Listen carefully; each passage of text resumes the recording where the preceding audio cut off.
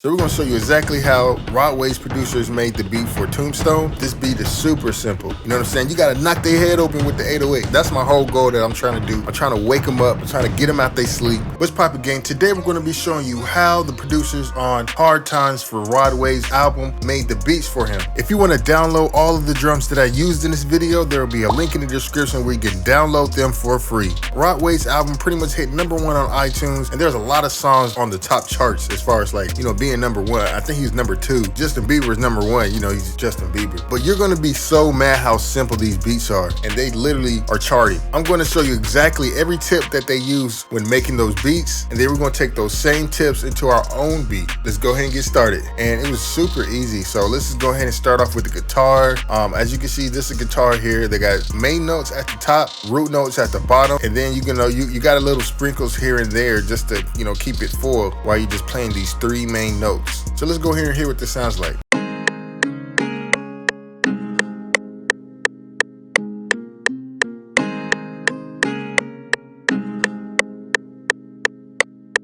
So that was guitar there. It sounded really good, perfect for like an emotional type, singer artist type of thing. Like I said before, main 3 notes up here at the top, bass melody at the bottom. And as far as on Tombstone, that's literally it. Like that song hit 16 million views on YouTube, like just by hitting these notes right here. So after the melody, it's pretty much just the drums. Like we go straight into the drums. This beat is super simple. All right, so first we got a hi-hat here that they used, and this is the pattern.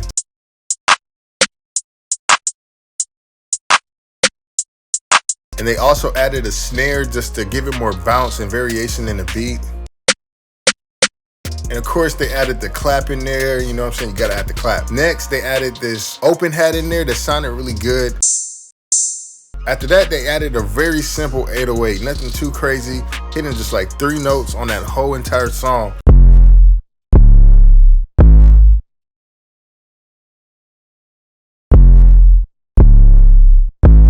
So with all that together, the whole beat sounds like this.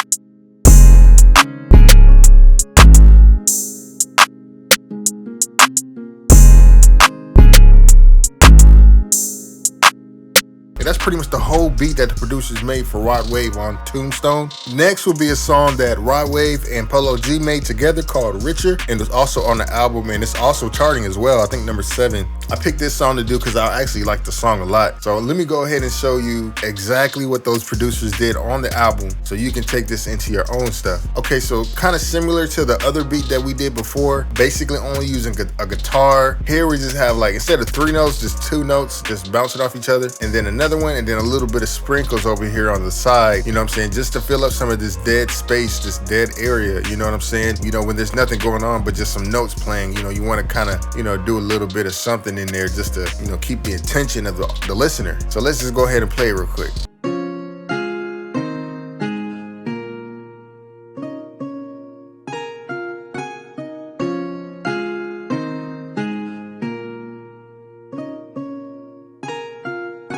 I can hear somebody singing right now just by playing that part. So as far as this particular beat, same thing. They just added guitar and just went straight to the drums. You want to keep your beats as simple as possible. No more than probably 2 different melodies. It's a goal to try to hit at least 7 sounds in a beat. You know what I'm saying? Just try to use 7 sounds. So let's go ahead and go on to the drums. Okay, so right here we have the hi-hat. It was pretty simple, but they just took out certain spots at the different times to really just make the beat just kind of like breathe and give it a little bit more bouncy bounce.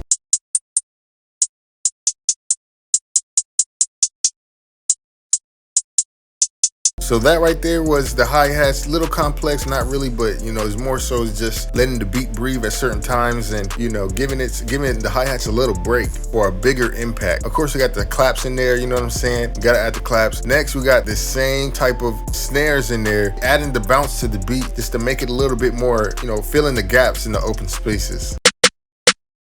So, and then they added that type of pattern there, and then they added another one just to give it a little bit more bounce. They added 2 different snare patterns just to switch it up and make it less repetitive. It's just already not that many sounds in the beat. So here's the second half of the snare pattern.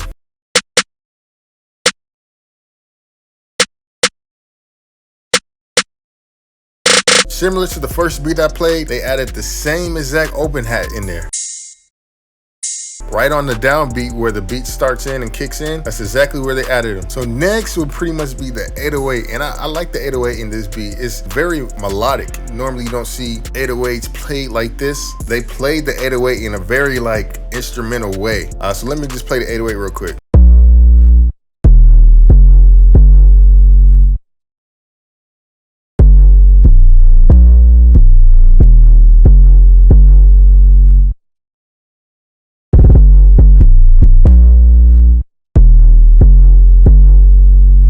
So that right there played with the guitar and the whole thing put together, it all sounds like this.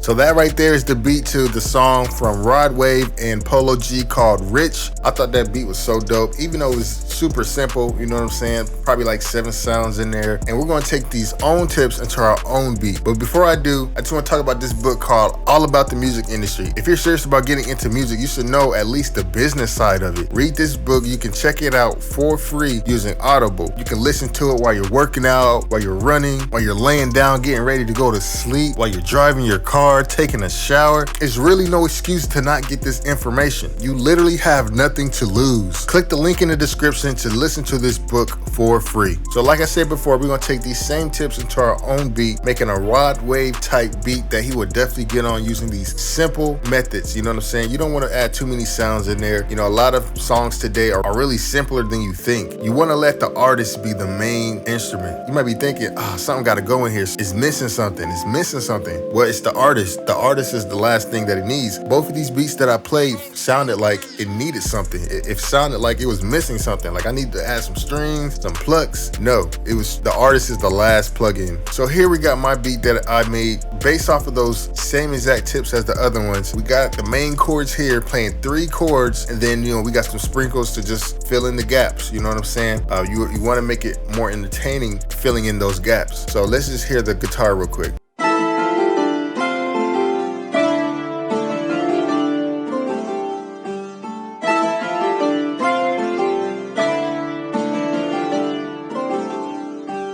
Okay, so that's the guitar there. I did little patterns and stuff like that to really just try to make it sound like a real guitar. You know what I'm saying? I did my best. I don't got a real guitar. You guys see my polls of how many of you guys actually play guitar. A lot of you guys don't. I feel like I might need to learn it or something. I actually want to learn it, but it's just a lot of time. But until now, I'll play this guitar thing on the computer. So anywho, so that's pretty much it as far as the melodies go. Next is pretty much just the drums. I try to keep it simple.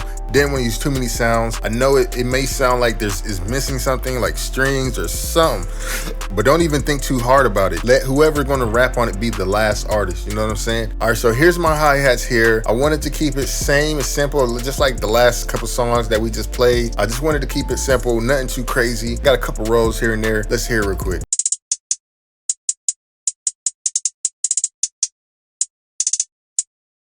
So that's pretty much the hi-hat there. I added a clap snare type of thing, and then the same type of snares in there to keep the bounce going. You know what I'm saying? Just to add a little bounce and variation to the beat. I added that as well. Let's hear it.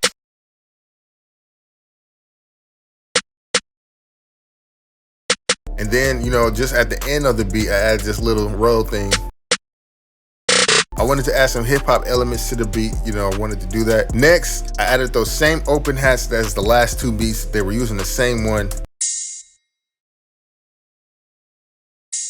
Basically placing them on the downbeat as soon as the beat start. So next is pretty much the 808. I added a lot of rolls and different stuff in there just to make it a hard beat. I added 2 different 808 patterns. So here's the first one.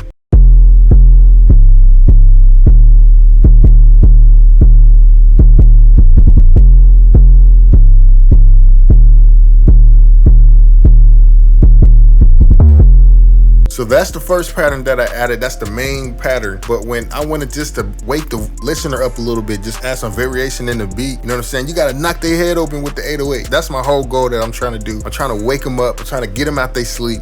I'm trying to let them know we in the building, you feel me? So here's another pattern that I added with the 808 where it switches up when the verse comes.